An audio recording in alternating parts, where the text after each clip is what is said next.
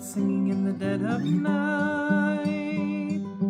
Take these broken wings and learn to fly. All your life. For Blackbird by the Beatles, we're going to be in standard tuning, no capo. The song uses a lot of what are called double stops, which is a fancy way of referring to two notes that are played at the same time. We'll talk about the right hand really quick. There's really only two patterns that we need to learn. The first one is very simple. It's the double stops with the G string after it. So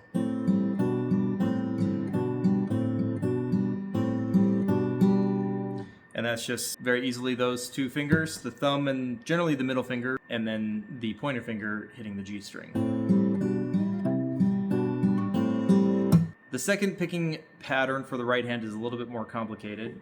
We'll use the 10th and 12th fret to demonstrate this one because it is repeated in the song actually several times in this manner. So we have, and again I'm using my thumb and middle finger on every other string other than the G string, which is played with the pointer finger.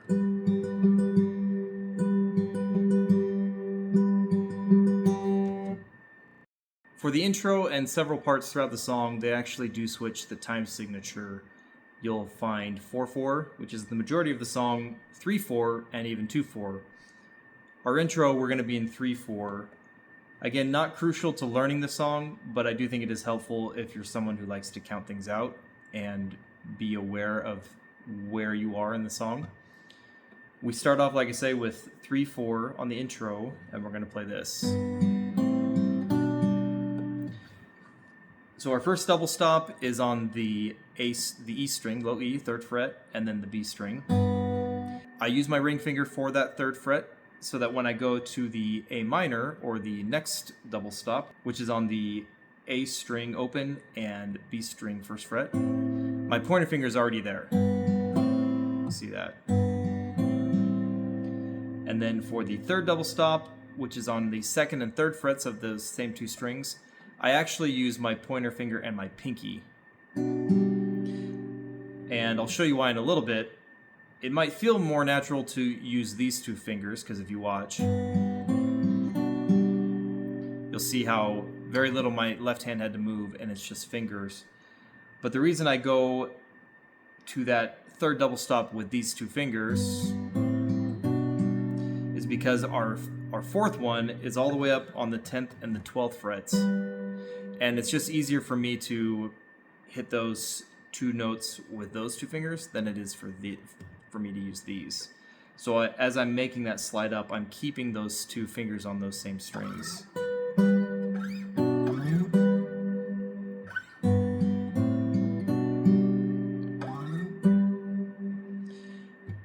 And our picking pattern for this is going to be,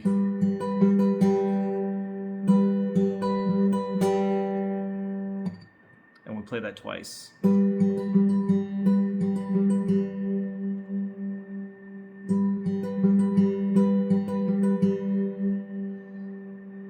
Once we get to this portion of the intro, we are now in 4/4 time. So we have 1, 2, 3, 1, 2, 3, 4. 1, 2, 3, 1, 2, 3, 4. The verse then starts, and we actually repeat that same thing. Blackbird singing in the dead of night. The next line gets a little bit more interesting, and this is where there are several different ways of playing it, and I'll show you what I did in my cover video here on the channel, and then I'll show you another way, and you can pick and choose. So the first double stop we're going to grab is essentially a C chord, but we're going to play it with the 3rd fret of the A string and 5th fret of the B string. And we play the G string after that, so. And the first way I'll show it is the next part is how I played it in my video. These next double stops are basically a progression up the A string. So the bass note does this. Our higher note is doing this.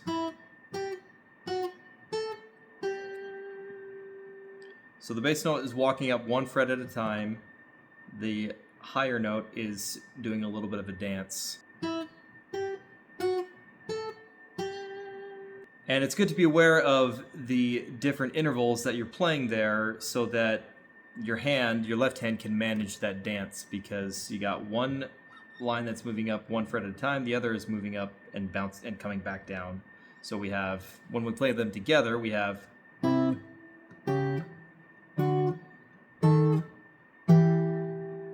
all with those same two fingers.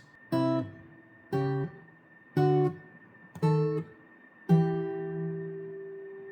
if we put in the G string after each of those, we have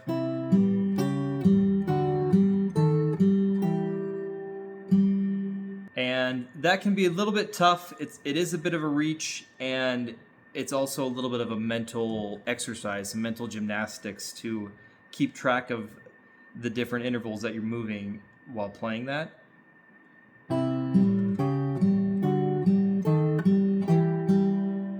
Another challenge you'll have is keeping that G string open and ringing while you're doing all this dancing around.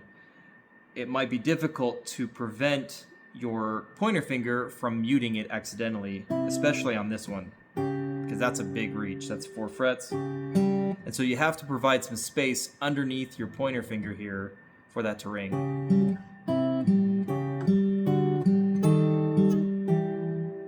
The second way to play it is definitely easier on the left hand, but it also does require some mental gymnastics in order to play it. So we're going to start out just the same way. We're going to hit the G string, and then we're going to play the 4th fret here. Instead of playing the 8th fret up here, we're going to replace it with the 3rd fret over here on the high E string. So we get that. You want to get used to playing that comfortably. It is a little bit more hand fatigue, I guess, in some ways, because you're having to do this kind of thing a lot. And then for the next set of double stops, we're going to do exactly the same thing, just 2 frets higher. So our left hand, again, is doing exactly the same thing. Our right hand is actually doing the same thing as well. It's just that the left hand is higher up. And then we're going to end in the same place that we would with the first approach.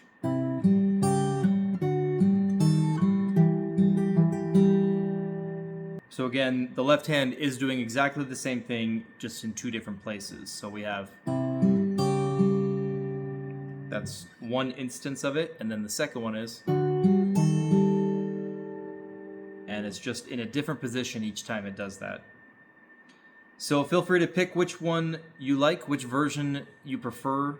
We then finish both of those versions off with an additional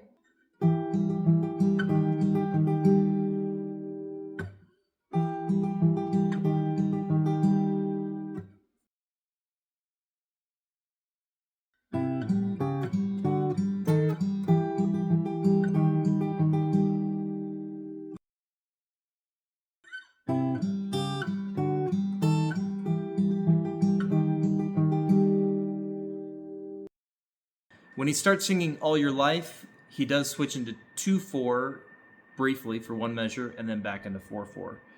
For the 2/4 measure, we're going to be on the 5th and the 7th fret of the A and the B.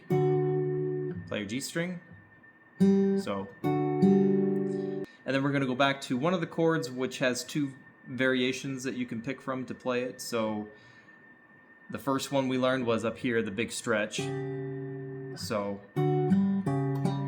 And you can hear I hit the G string there and muted it accidentally. That's one way, or you can go to the second way we learned, which was, and then we go back into 4/4 time, and we are going to be on the 3rd and the 5th frets.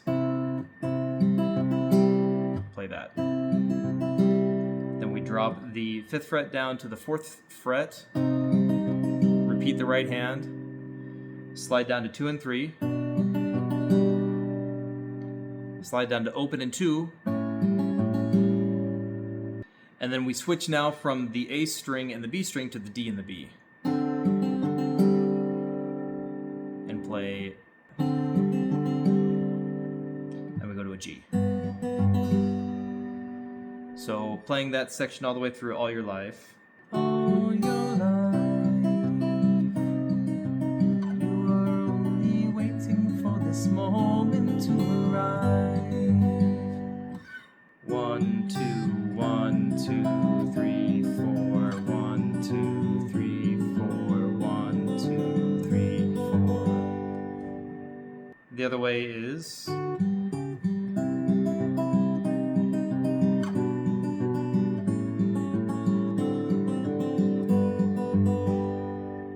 All your life, you are only waiting for this moment to arrive. And that's the verse.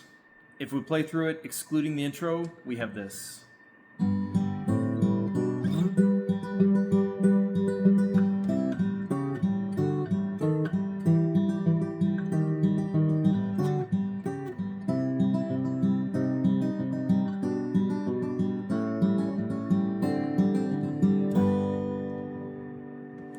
And then after the first verse only, he plays this section, which is chords that we've already learned, but I'll go ahead and put up the tab for it here, and we'll play through it.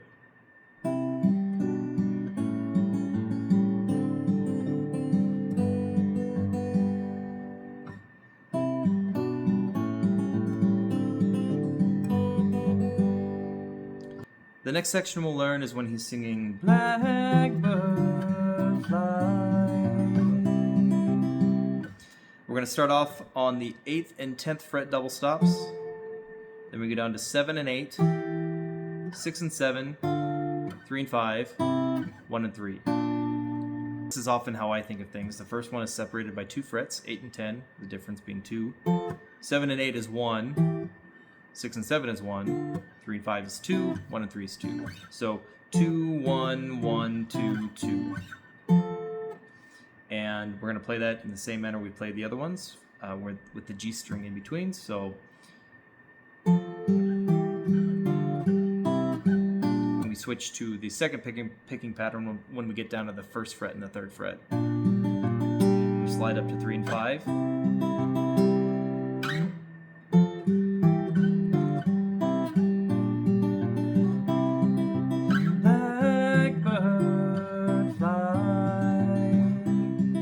Play that twice for the most part. Blackbird fly. On the second time through, we go down to the open string and 2nd fret instead of going up to 3 and 5. So playing through both of those, we have Blackbird fly. Blackbird fly.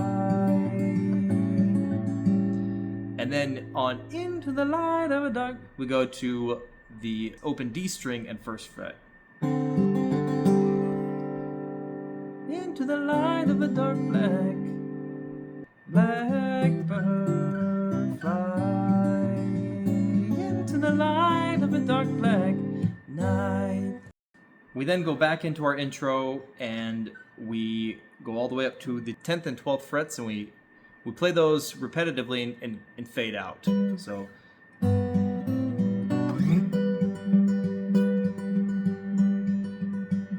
however long you want to play those. We then do a slide down on those two frets. It doesn't have to be those two. You can even do it on the bass string. I think in my video that's what I do. And we go back to our G chord double stop. And instead of going all the way up to 10 and 12, here we go up to 3 and 5. And then we start to walk back down. We end on a G.